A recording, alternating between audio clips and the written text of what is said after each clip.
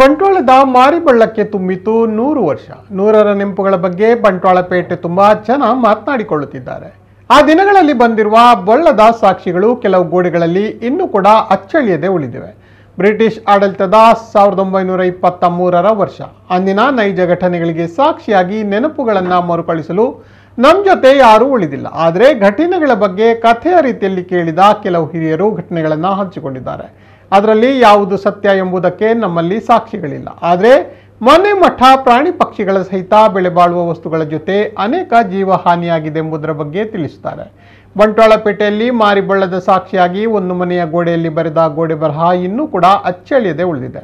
ಶ್ರೀ ಕ್ಷೇತ್ರ ಧರ್ಮಸ್ಥಳದ ಒಡೆತನದಲ್ಲಿರುವ ಮನೆಯೊಂದರ ಗೋಡೆಯಲ್ಲಿ 7-8-1923ರ ಬಗ್ಗೆ ಬರೆದು ಅಷ್ಟು ಎತ್ತರಕ್ಕೆ ನೆರೆ ಬಂದಿರುವುದಕ್ಕೆ ಕಪ್ಪು ಗುರುತು ಹಾಕಿದ್ದಾರೆ. ಮನೆಯ ಅಡಿಪಾಯದಿಂದ ಸುಮಾರು 15 ಅಡಿಯಷ್ಟು ಮೇಲೆ ನೆರೆ ಬಂದಿರುವ ಬಗ್ಗೆ ಉಲ್ಲೇಖವಿದೆ. ಹಂಚಿನ ಅಡಿ ಭಾಗದ ಗೋಡೆ ಸಂಪೂರ್ಣ ನೆರೆಯಿಂದ ಆವೃತವಾಗಿರುವ ಬಗ್ಗೆ ಈ ಬರಹ ಸಾಕ್ಷಿ ನೀಡುತ್ತದೆ. ಅದು ಹಳೆಯ ಮಣ್ಣಿನ ಗೋಡೆಯಾಗಿದ್ದು ಈಗಲೂ ಅದೇ ಮಾದರಿಯಲ್ಲಿ ಹಂಚಿನ ಮನೆಯಾಗಿದೆ. ಸ್ಥಳೀಯರು ತಿಳಿಸುವ ಪ್ರಕಾರ ಇದು ಬ್ರಿಟಿಷ್ ಕಾಲದ ಶಾಲೆಯಾಗಿದೆ ಎಂದು ಹೇಳುತ್ತಾರೆ. ಬಂಟ್ವಾಳದಲ್ಲಿ ಇದು ಸಾಕ್ಷಿ ಆದರೆ ಪಾಣೆಮಂಗಳೂರಿನಲ್ಲಿ ಮತ್ತೊಂದು ಸಾಕ್ಷಿಯು ದೊರಕಿದೆ. ಪಾಣೆಮಂಗಳೂರು ಪೇಟೆಯಲ್ಲಿ 3 ಮಾರ್ಗದ ಮಧ್ಯೆ ಹಳೆಯ ಕಾಲದ ಜನತಾ ಹೋಟೆಲ್ ಹೊಂದಿದ್ದು ಸರಿಯಾಗಿ ಅದರ ಮುಂಭಾಗದ ಕಟ್ಟಡದಲ್ಲಿ ಇನ್ನೊಂದು ಗೋಡೆ ಬರಹ ದೊರಕಿದೆ. ಸುಮಾರು 4 ಅಡಿ ಎತ್ತರದಲ್ಲಿ ಕಲ್ಲಿನಲ್ಲಿ ಕೆತ್ತಿದ ಬರಹ ಹೊಂದಿದೆ. 7-8-1923ರ ಕುಜವಾರ ಕಲ್ಲಿನ ತನಕ ನೆರೆ ಬಂದಿದೆ ಎಂದು ಬರೆದ ಸಾಕ್ಷಿ ಇನ್ನೂ ಕೂಡ ಉಳಿದಿದೆ. ಪಾಣೆಮಂಗಳೂರಿನ ಕೇಶವ ಗುಡ್ಡು ಅವರ ಕುಟುಂಬವನ್ನು ಬಚಾವ್ ಮಾಡಿದ್ದು ದೋಣಿಯ ಒಡೆತನದ ತಿಮ್ಮಪ್ಪ ಎಂದವರ ಮೊಮ್ಮಗ, ಪ್ರಸ್ತುತ ಬೆಂಗಳೂರಿನ ಆರ್ಥಿಕ ಸಲಹೆಗಾರರಾಗಿರುವ ನಾರಾಯಣ ಕುಡ್ಲ ಸ್ಮರಿಸುತ್ತಾರೆ. ಒಂದು ದೋಣಿಯಲ್ಲಿ 13 ಜನ ಮಕ್ಕಳು ಸೇರಿದಂತೆ 20ಕ್ಕೂ ಅಧಿಕ ಜನರನ್ನ ಅವರು ರಕ್ಷಣೆ ಮಾಡಿದ್ದರೆಂದು, ಪಾಣೆಮಂಗಳೂರಿನ ಎತ್ತರದ ಪ್ರದೇಶ ಗುಪ್ಪುಗುಡ್ಡೆಗೆ ನಮ್ಮನ್ನು ಸ್ಥಳಾಂತರ ಮಾಡಿದ್ದರು ಎಂದು ಅವರು ಘಟನೆಯ ಬಗ್ಗೆ ಸ್ಮರಿಸಿದ್ದಾರೆ.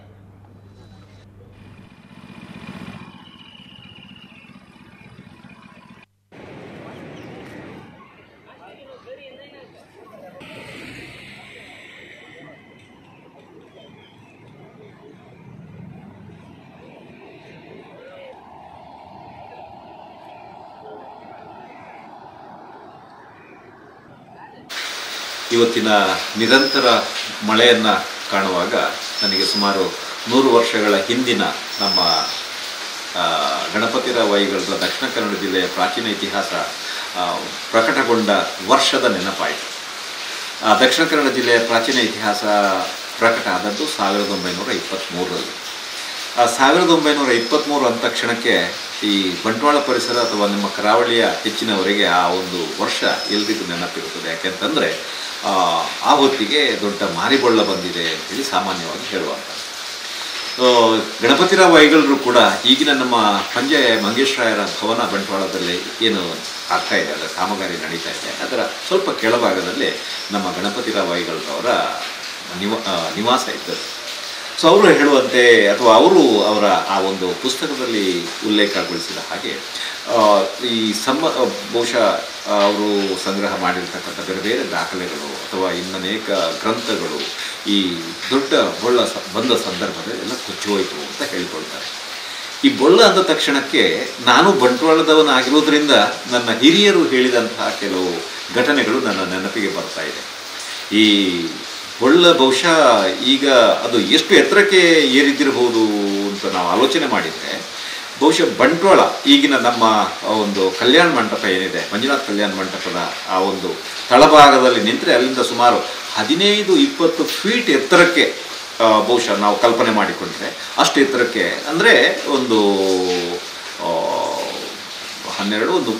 3 ಆಳಿಗಿಂತಲೂ ಹೆಚ್ಚಿಗೆ ಎತ್ತರಕ್ಕೆ ಮಳೆ ನೀರು ನಿಂತದ್ದನ್ನು ನಾವು ಗ್ರಹಿಸ್ಕೊಳ್ಬೋದು.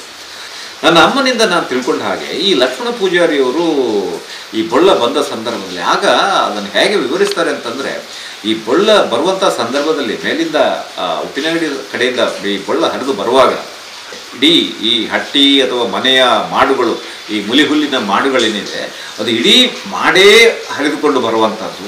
ಅದರ ಮೇಲೆ ಕೋಳಿಗಳು, ಬಹುಶಃ ಈ ಬೆಕ್ಕು ಪ್ರಾಣಿಗಳೆಲ್ಲ ತಮ್ಮ ಆ ಒಂದು ಜೀವರಕ್ಷಣೆಗಾಗಿ ಪಾಪ ಅದು ಪ್ರಾಣ ಭಯದಿಂದ ಇರುವಂಥದ್ದು.